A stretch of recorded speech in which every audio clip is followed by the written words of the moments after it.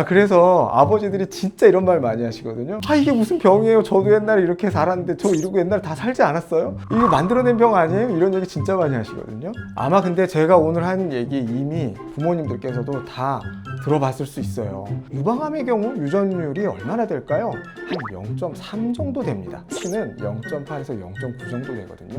ADHD는 진료실에서 ADHD 아이들하고 부모님들을 제가 많이 만나게 되거든요. 근데 아이들도 힘들지만 부모님들도 굉장히 지쳐있는 경우를 많이 봅니다. 그도 그럴 게 매일같이 같은 얘기를 반복하거든요. 숙제해라, 씻어라, 준비물 챙겨라, 그만 움직여라, 조용히 해라. 그런데 아이는 또 까먹고 또 딴짓하고 또 미루고 또 혼납니다. 그렇게 또 혼내다 보면 부모님도 어느 순간 현타가 옵니다. 내가 너무 심하게 화를 내나? 내가 양육을 잘못하고 있나?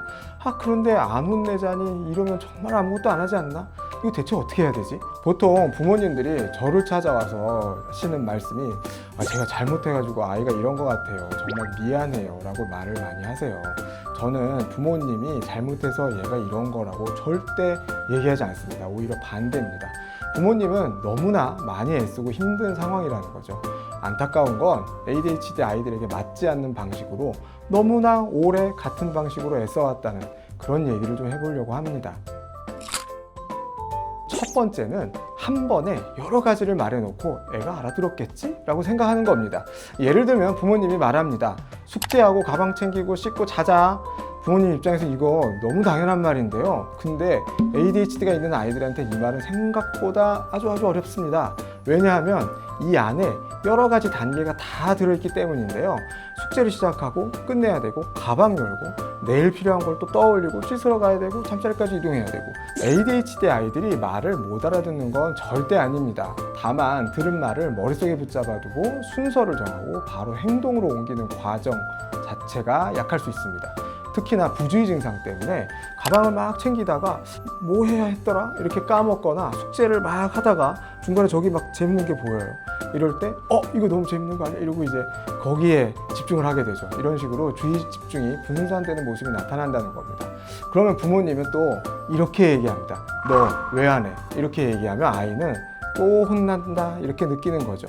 그래서 아이에게 긴 지시, 여러 단계의 지시를 말로만 전달하게 되면 실패 가능성이 커집니다. 그리고 나선 알았지? 이렇게 얘기하게 되면 정말로 아이가 알아서 대답을 하는 게 아니라 엄마한테 혼날까봐, 부모한테 혼날까봐 그냥 네라고 대답을 하게 되죠. 그래서 이럴 때는 어떻게 대답해 주면 되냐면 그럼 이제 첫 번째로 뭐 하면 되니? 라고 물어보거나 숙제하고 씻어 라는 이런 애매한 지시보다는 지금 수학책 펴서 숙제해. 그리고 숙제 다음 다시 나한테 와. 라고 말하면서 행동의 단계를 쪼개서 지시하는 게 필요합니다. 두 번째 부모님들이 흔히 하는 실수는 결과만 보고 혼내는 겁니다. ADHD를 가진 아이들은 결과만 보면 혼날 일이 정말 많습니다. 숙제도 안 했지, 준비물도 까먹지, 방은 어지러져 있지, 시간 약속은 자꾸 늦지 그러면서 꾸물거리죠. 그러니까 부모님은 답답해서 너 왜 또 안 했어? 대체 몇 번을 말해야 되니? 라고 하게 되고 결국은 너 일부러 그러는 거야? 엄마 아빠 말이 무서워? 라고 화내게 됩니다. 그런데 ADHD를 가진 아이들이 정말 엄마 아빠의 말을 우습게 여겨서 그럴까요? 물론 일부러 안 할 때도 아주 가끔 있긴 있습니다. 아예 없는 건 아니에요. 하지만 다른 여러 가지 가능성이 있을 수도 있죠. 일단 아예 시작을 못했을 수도 있고 시작을 했는데 중간에 딴 생각으로 빠졌을 수도 있고 너무 어려워서 회피하게 되는 걸 수도 있고 무엇부터 해야 될지 몰라서 멈춰 있는 경우도 있어요. 그래서 ADHD 가진 아이들을 도와주는 질문은 너 이거 왜 안 했어? 가 아니라 너 어디까지 했니? 어디서 막힌 거니? 라는 질문입니다. 아이에게 왜? 라는 질문은 그다지 도움이 되지 않습니다. 그래서 어디에서부터라는 말을 해서 시작해야 아이를 제대로 도와줄 수가 있죠. 그런데 아이에게 물어봤는데 아이가 대답을 잘 못할 수도 있어요. 그럴 땐 아이에게 보기를 주는 게 좋아요. 숙제 아예 시작 못했어? 다른 걸 하다 그렇게 된 거야? 문제가 어려워서 시작 못했어? 어디서부터 시작해야 할지 몰라서 멈췄어? 이런 식으로 여러 가지 예를 주면서 아이가 좀 고를 수 있게 도와주면 아이가 좀 대답하기가 좀 더 훨씬 쉽습니다. 또 결과만 보고 혼내면 아이는 문제 해결 방법을 배우기보단 난 또 실패했네, 나는 원래 안 되는 애야 라고 느끼기 쉽다는 거죠. ADHD를 가진 아이에게 필요한 건 결과에 대한 비난이 아니라 잘 안 되는 그 지점을 찾는 것입니다. 세 번째로 부모님들이 실수하는 건 너무 길게 설명하고 설득하는 겁니다. 부모님들이 아이가 매번 같은 실수를 하니까 계속 말이 점점점 길어집니다. 예를 들면 이런 거죠. 네가 지금 이렇게 하면 너 내일 아침에 늦으면 너 학교에서 혼나고, 그러면 네 생활 습관 나빠지고, 생활 습관이 나빠지면 너 건강이 안 좋아지고, 너 그럼 나중에 커서 어떻게 할 거야? 너 나중에 아픈 사람 되고 싶어? 이런 식으로 이야기가 줄줄줄줄 길어지게 되죠. 그런데 너무나 안타깝게도 ADHD를 가진 아이들은 말이 길어질수록 집중력이 약해서 부모님의 말을 듣다가 또 딴 생각을 하거나 딴 짓을 하게 됩니다. 그러면 부모님은 또 혼나는 와중에 얘가 또 집중을 못한다면 또 화를 내게 되죠. 너 엄마 아빠가 얘기하는데 지금 어디 보냐, 딴 생각하냐, 아직도 정신 못 차렸냐, 이런 얘기를 하게 되잖아요. 그러면 부모하고 자녀가 모두 감정적으로 맘상에 있는 상황이 돼버리고, 아이는 부모가 하는 말에 내용을 듣기보다는 일단 방어적으로 나오거나 회피하게 됩니다. 그러다 보니 ADHD를 가진 아이들에게 좋지만 긴 말보다는 짧고 명료한 말이 더 도움이 됩니다. 예를 들면 안 좋은 멘트는 이런 겁니다. 너 지금 몇 시인데 아직도 안 자고 있어. 내일 학교 가야 되는 거 알지? 맨날 이렇게 늦게 자니까 아침에 못 일어나잖아 라고 얘기하는 거죠. 명료한 멘트는 이런 겁니다. 자, 지금 9시 50분이다. 씻을 시간이야. 너 먼저 양치부터 하는 거다. 이제 칫솔 들고 화장실로 가자 라고 말하는 거죠. ADHD는 만들어진 병도 아니고요. 양육을 잘못해서 생기는 문제도 아닙니다. 아이가 타고난 기질, 타고난 뇌의 특성, 뇌의 조절 기능이 진짜 큰 영향을 차지합니다. 정신과 질환에 대한 원인을 연구하는 그런 연구들이 있는데, 환경이랑 유전이랑 비율이 얼마나 되느냐 이런 것들에 대한 연구가 있거든요. 이런 걸 유전율 연구라고 합니다. 1에 가까울수록 유전적 요인이 크게 발휘한다고 되는 거고, 0에 가까울수록 환경적 요인이 되게 차지를 많이 한다고 보는 거죠.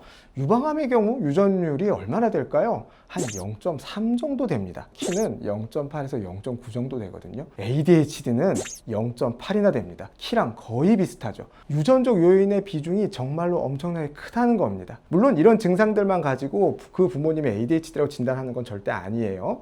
하지만 아이의 증상을 이해하는 데는 굉장히 큰 힌트가 될 수 있습니다. 부모님이 아이에게 유난히 화가 많이 나는 그 지점은 어쩌면 본인도 평생 힘들었던 그런 지점이었을 가능성이 있습니다. 예를 들면 아이가 미루는 모습을 보면 너무 화가 나는 분은 알고 보면 어릴 때 자기도 부모님한테 미루다가 맨날 혼이 났던 그런 상황이 많이 있었다는 거예요. 또 자녀가 정리정돈이 안 돼서 답답했던 그런 부모님들도 어쩌면 자기 자신도 정리정돈, 시간관리, 계획 세우기가 잘 안 돼서 내 아이만큼은 그런 걸 좀 잘해내길 바라는 그런 마음이 있어서 그럴 수 있다는 거죠.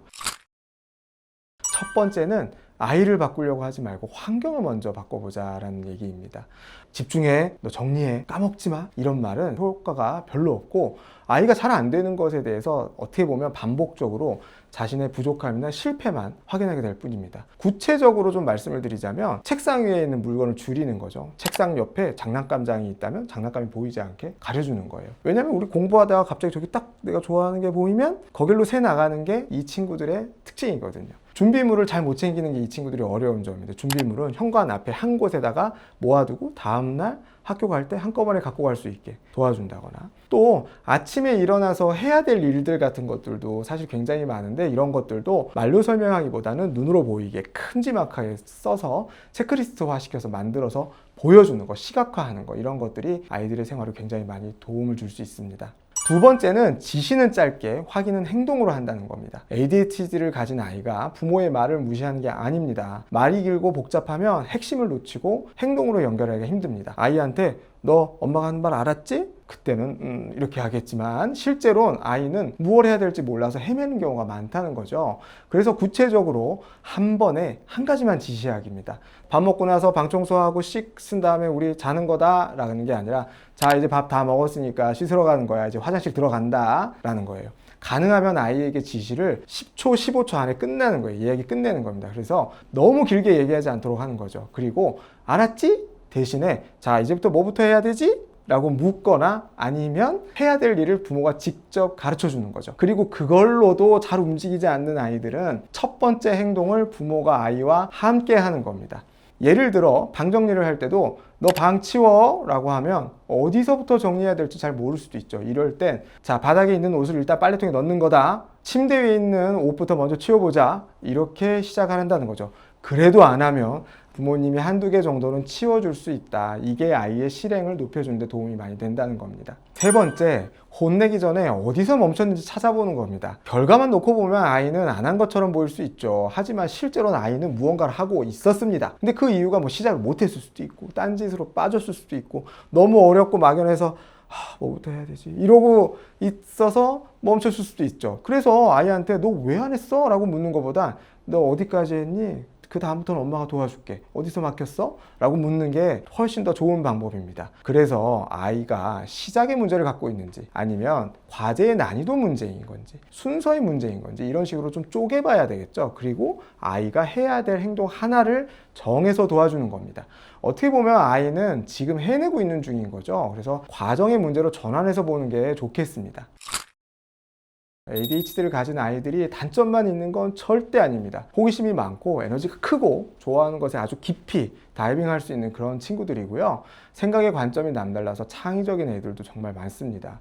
물론 이런 강점이 잘 발휘되려면 아이가 매일 혼나고 실패하는 환경에서 조금 벗어나야 합니다. ADHD가 있어도 장점 발휘 자기 분야에서 좋은 성취를 보이는 분들도 많거든요. 제가 이제 여러 가지 연구 같은 것들을 종합해 봤을 때 어렸을 때 ADHD를 갖고 있는 사람이 나이를 먹어서 얼만큼 잘 살 수 있는가, 예후라고 하는데 여러 가지 예후 인자들이 있어요. 그 중에 하나 굉장히 중요한 게 아이의 강점을 찾아주는 양육 방식이라는 그런 예후 인자가 있거든요. 이런 부모님을 만나게 되면 사실 ADHD 아이들의 인생이 정말 큰 행운이겠죠. 분명히 아이들의 장점이 있거든요. 이거를 이제 너무나 오랫동안 힘들었기 때문에 그게 잘 안 보이실 수도 있는데 이걸 찾는 건 정말 부모님의 과제인 것 같아요. 이런 ADHD가 있어도 장점을 발휘해서 자기 분야에 좋은 성취를 보이는 그런 분들에 대한 내용은 저희 채널의 다른 영상에서도 자세히 다뤄뒀으니까 다른 영상들도 함께 확인해 보시면 좋을 것 같습니다.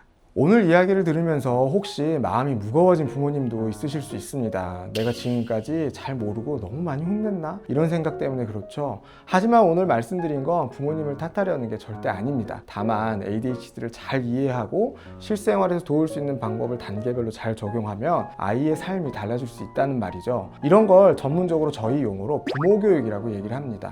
부모교육은 ADHD 치료에서 약물치료, 사회성훈련, 부모교육 이렇게 세 가지가 통계적으로 논문으로 입증된 효과적인 치료 방법 중에 하나입니다. 오늘 제가 말씀드린 것들 외에도 굉장히 많은 내용이 있어요. 그래서 한 번의 영상에 다 담을 수 없었습니다. 그리고 오늘 얘기한 것조차도 한 번에 다 바꾸신다는 건 굉장히 힘든 일입니다. 그럴 수도 없고요. 저는 딱 하나만 적용해 보시면 좋을 것 같다는 생각이 듭니다. 왜 안 했어? 대신에 어디서 멈췄니? 방 치워 라는 말 대신에 일단 바닥에 옷을 일단 바구니에 넣자 이런 식으로 말이죠. 이렇게 작은 말 하나가 아이에게는 큰 발판이 될 수 있습니다. ADHD 아이를 키우는 일은 정말 쉽지 않고 어려운 일입니다. 하지만 아이를 이해하는 방식이 바뀌면 아이도 부모님의 삶도 조금씩 바뀌어 나갈 수 있습니다. 아이를 이해한다는 게 아이를 마음대로 하게 둔다는 그런 뜻은 절대 아닙니다. 아이가 잘 안 되고 있는 그 지점에서 아이에게 맞는 방법을 찾아준다는 그런 뜻입니다. 오늘 영상이 ADHD 아이를 키우고 있는 부모님들에게 큰 도움이 되셨길 바랍니다. 구독, 좋아요, 알림 설정 부탁드리고 하이프가 있으면 하이프도 좀 해주십시오. 그리고 댓글로 부모님들이 효과가 있었던 방법이나 어려운 점이 있으시면 댓글 남겨주시면 그것도 최대한 다음 영상 제작할 때 참고하도록 하겠습니다.